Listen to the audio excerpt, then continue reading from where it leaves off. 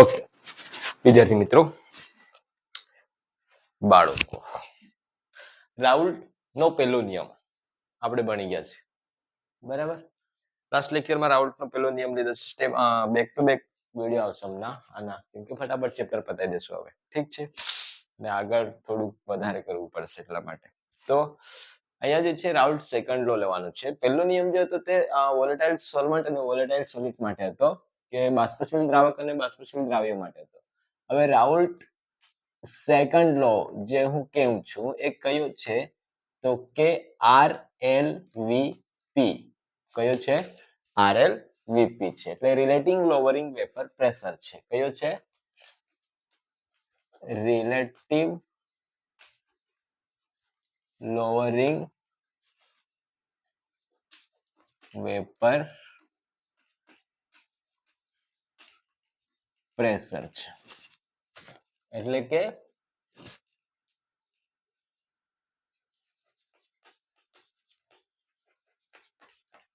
બાષ્પ દબાણમાં થતો સાપેક્ષ ઘટાડો. આ ટોપિક આવ્યો ક્યાંથી? આ ટોપિક આવ્યો છે તમારો સંખ્યાત્મક ગુણધર્મોમાંથી. ક્યાંથી આવ્યો છે આ ટોપિક? આ ટોપિક તમારો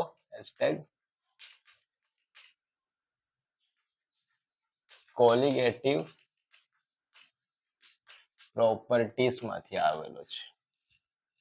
બરાબર. સંખ્યાત્મક ગુણધર્મમાંથી આવ્યો છે. સંખ્યાત્મક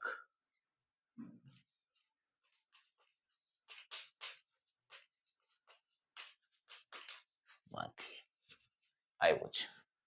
હવે સંખ્યાત્મક ગુણધર્મમાંથી આવ્યો છે તો બીજી વસ્તુ હું તમને કહું કે સંખ્યાત્મક ગુણધર્મ જે એ કોના પર આધાર રાખે છે? તો આ નથી દ્રાવકના સ્વભાવ પર કે નથી દ્રાવ્યના સ્વભાવ પર. એ કોના પર ડિપેન્ડ કરે છે? તો કે એ દ્રાવ્યની સંખ્યા, દ્રાવ્ય કણોની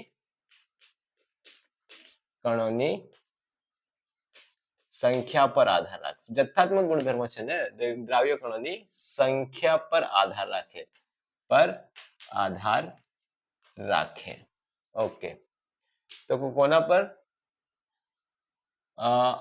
નંબર ઓફ સોલ્યુટ પાર્ટિકલ પર આધાર રાખશે. ઓકે, આટલી વસ્તુ છે. તો જનરલી ફર્સ્ટ ઓફ ઓલ આપણે તો રાઉલ્ટનો પહેલો નિયમ ભણી ગયા છે. રાઉલ્ટનો પહેલો નિયમ હતો તમારો વોલેટાઇલ સોલ્વન્ટ અને વોલેટાઇલ સોલ્યુટ માટે, એટલે કે બાષ્પશીલ દ્રાવક અને બાષ્પશીલ દ્રાવ્ય માટે. હવે જે બીજો નિયમ છે રિલેટિવ લોવરિંગ વેપર પ્રેશર જે છે એ તમારો નિયમ છે, તો કે એ છે તમારો વોલેટાઇલ સોલ્વન્ટ અને નોન વોલેટાઇલ સોલ્યુટ નો છે. ઘણી વખત બોર્ડની એક્ઝામમાં પૂછે છે કે વોલેટાઇલ સોલ્વન્ટ અને નોન વોલેટાઇલ સોલ્યુટ થી બનતા સોલ્યુશન માટે રાઉલ્ટ નો નિયમ બતાવો. બરાબર. તો બાષ્પશીલ દ્રાવક અને અબાષ્પશીલ દ્રાવ્ય લેવાનું છે. આના માટે રાઉલ્ટ નો નિયમ બતાવો. ચાલો, તો સપોઝ લાસ્ટ ટાઈમ કર્યું એ રીતે આપણે જઈએ કે એક અહીંથી લઈએ.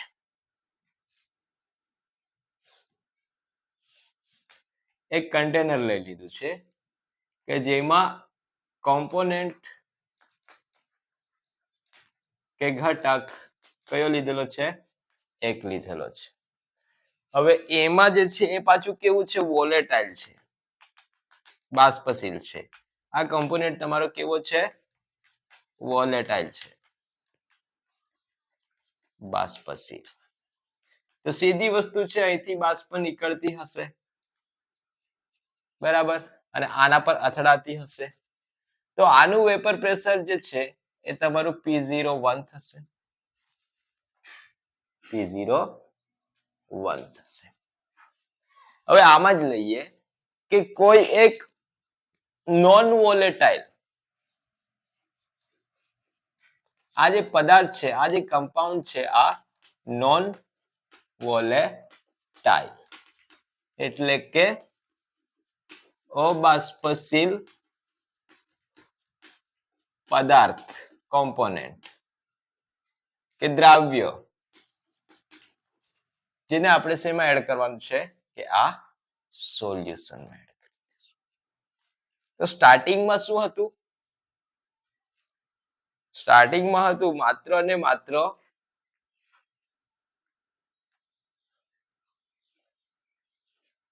સોલ્વન્ટ હતા. હવે આની જગ્યા પર કોણ આવી ગયું છે?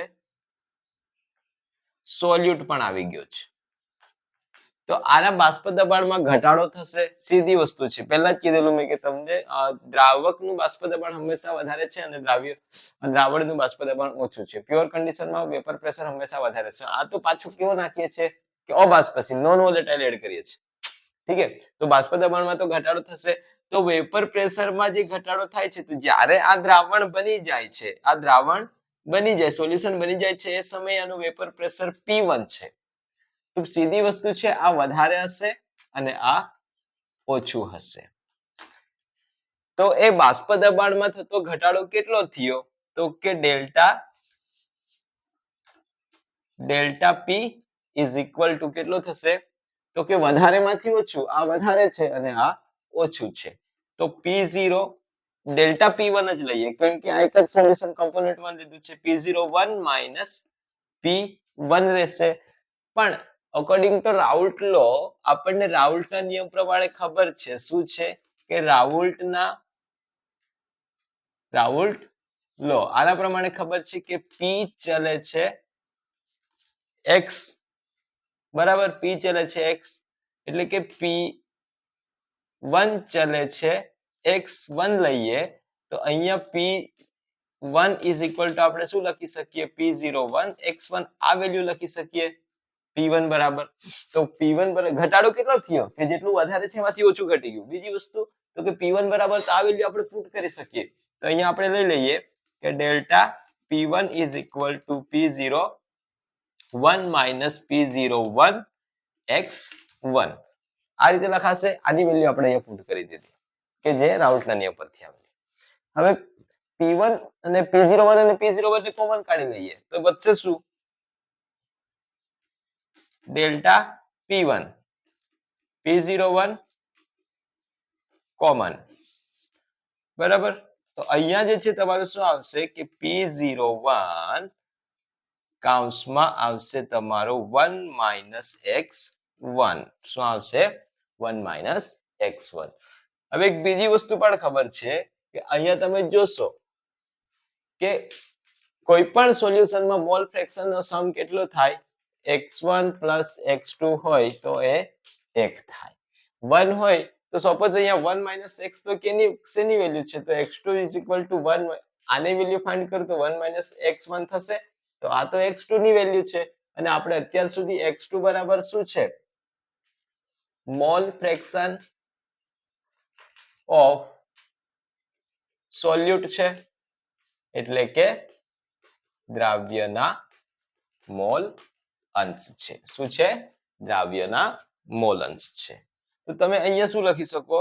તો કે delta P1 is equal to P01 into x2 લખી શકો. આજ લખાશે ને? x2 લખી શકો ઇન્ટુ x2 લખી શકો. દૂર કરી દે. આની વેલ્યુ શું થશે? P01 ઇન્ટુ x2 થશે.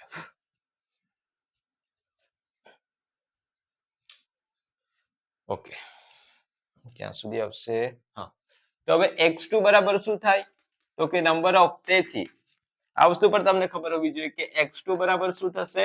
તો કે જેને મોલ અંશ એટલે શું કે જેના શોધવાના છે તે ઉપર મોલ અને નીચે આવશે તમારા n2 n1 ટોટલ આવશે, બરાબર? પરંતુ આ કેસમાં શું જોવાનું છે? તો કે આ કેસમાં જે છે n1 એટલો મોટો છે કે n2 ને આપણે શું કરવાનું છે? નિગ્લેક્ટ કરવાનો છે. તો કે આ રીતે N1 ની સાંદ્રતા વધારે હોવાથી N2 ને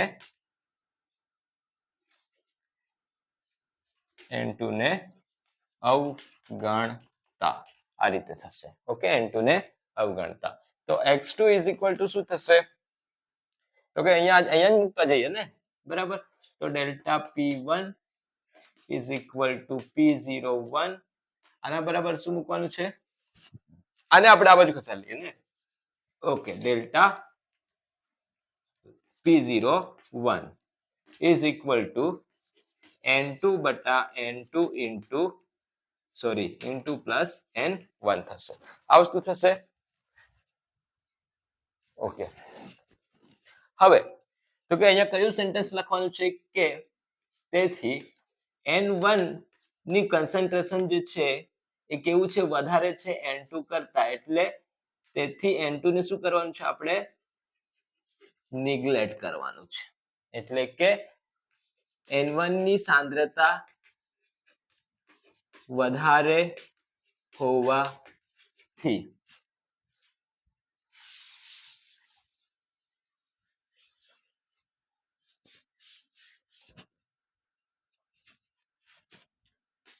N2 ને અવગણતા.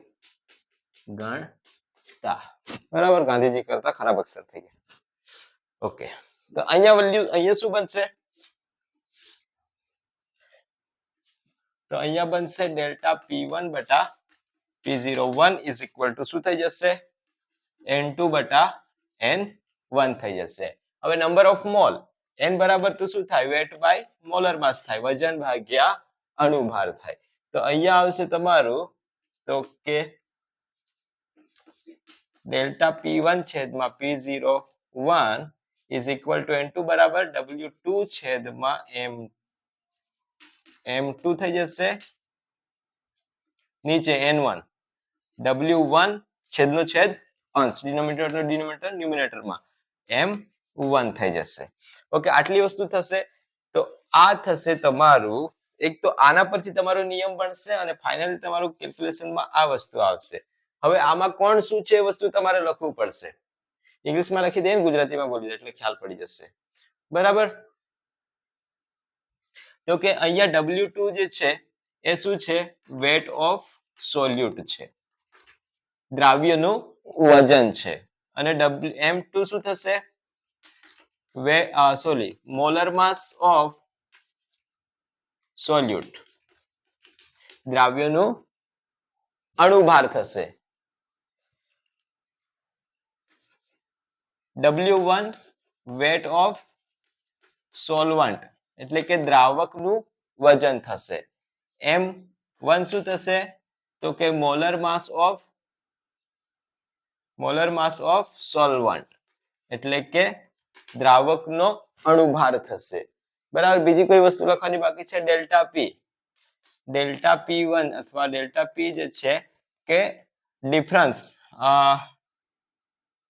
કે કેટલો ઘટાડો થયો તાપમાનમાં, બાષ્પ દબાણમાં કેટલો ઘટાડો થયો. બરાબર છે. તો કે અહીંયા આ વસ્તુ એમને પણ હજુ થોડું સિમ્પ્લિફાઈ કરવું પડશે, કેમ કે આ જે છે P01 માઇનસ P1 છેદમાં આના બરાબર P01 ન્યુમેરિકલ તમારો આના પરથી ગણાશે is equal to W2 into M1 બટા M2 ઇન્ટુ W1. ઓકે, તો P01 શું છે? વેપર પ્રેશર ઓફ સોલવન્ટ અને P1 vapour pressure of solution. P01 બાષ્પ દબાણ છે શુદ્ધ દ્રાવકનું અને P1 જે છે એ કોનું છે? દ્રાવણનું બાષ્પ દબાણ છે. તો આ રીતે તમારે આ ફાઇન્ડ કરવાનું છે. આઈ હોપ કે તમને આમાં ખબર પડી ગઈ હશે. હજુ એકવાર રિવાઇઝ કરી લઈએ. ઓકે, બાષ્પ દબાણમાં થતો ઘટાડો રિલેટિંગ લોવરિંગ વેપર પ્રેશર જે છે વોલેટાઇલ સોલવન્ટ અને નોન વોલેટાઇલ સોલ્યુટ માટે છે. ઠીક છે. બાષ્પશીલ દ્રાવ્ય અને અબાષ્પશીલ દ્રાવક અને અબાષ્પશીલ દ્રાવ્ય માટે છે. ઓકે, તો સ્ટાર્ટિંગમાં જે છે તમારું કંઈક બાષ્પ દબાણ છે, પછી તમે એડ કરો છો તો બાષ્પ દબાણમાં ઘટાડો થઈ જાય. કેટલો ઘટાડો? ડેલ્ટા પી જેટલો. ડેલ્ટા પી જેટલું તો વધારેમાંથી ઓછું બાદ કરી નાખો. પણ P1 ની વેલ્યુ તો રાઉલ્ટના નિયમ પરથી મૂકી શકીએ છીએ, ઠીક है ना, कर सकते हैं. તો આના બરાબર તમે આને કોમન કાઢી દેશો. P1 બે સરખા છે તો કોમન કાઢશો તો 1 - x1 થશે. और अपन को पता है क्या पता है कि x1 + x2 = 1 થાય છે. ઓકે, ધેન આમાંથી કોઈ એકની વેલ્યુ આપણને ખબર હોય તો બીજાની ફાઇન્ડ કરી શકીએ. તો x2 - x2 = 1 - x1 થશે. તો એ વેલ્યુ અહીંયા પુટ કરી તો એના બરાબર તો આ થશે. આના પરથી સેન્ટેન્સ લખાશે કયું? કે જ્યારે બાષ્પશીલ દ્રાવક અને અબાષ્પશીલ દ્રાવ્ય પદાર્થથી બાષ્પશીલ દ્રાવણ બનાવવામાં આવે છે ત્યારે દ્રાવણના બાષ્પ દબાણમાં થતો ઘટાડો એ કોના બરાબર થાય છે? તો કે દ્રાવ્યના કિધર ગયા ઇધર મોલ અંશના સમપ્રમાણમાં હોય છે. અહીંયા એક સેન્ટેન્સ સોરી હજુ એક આઈટમ અહીંયા આને લખવી પડશે. યાદ રાખજો કે અહીંયા ડેલ્ટા P1 છેદમાં P01 બરાબર x2 પછી આ ટોપ આવશે. તો અહીંથી આપણો નિયમ બનશે કે બાષ્પ દબાણમાં થતો ઘટાડો એ દ્રાવ્યના મોલ અંશના સમપ્રમાણમાં હોય છે. એટલે કે decreasing order of vapor pressure is directly proportional to mole fraction in a present solution. solute ના જે mole fraction છે એના પર ડિપેન્ડ કરશે. હવે આગળ જશું તો n બરાબર તો તમારા મોલ થઈ જાય છે. તો તમે શું ફાઇન્ડ કરી શકો? પૂછી નાખો n બરાબર W/m. પણ મોલ ફ્રેક્શન તો તમે કઈ રીતે ફાઇન્ડ કરી શકો? કે જેના પણ મોલ શોધવા છે તેના ઉપર મોલ અંશ શોધવા છે તે ઉપર અને નીચે ટોટલ. તો n2 જે છે એની વેલ્યુ આના કરતી કેવી છે? ઓછી છે. તો આને તમે નિગ્લેક્ટ કરી શકો. તો આગળની વેલ્યુ તમારું આ મળશે. આ બધાની વેલ્યુ તમને ખબર છે કે weight/molar mass. તો આ વસ્તુ મૂકશો, ઘટાડો તમે કરશો તો ખબર પડશે કે 8 ના પરથી ગણી શકાય. ઓકે, ધેન આ પ્રમાણે છે. આ છે દ્રાવ્યનું વજન. શું છે?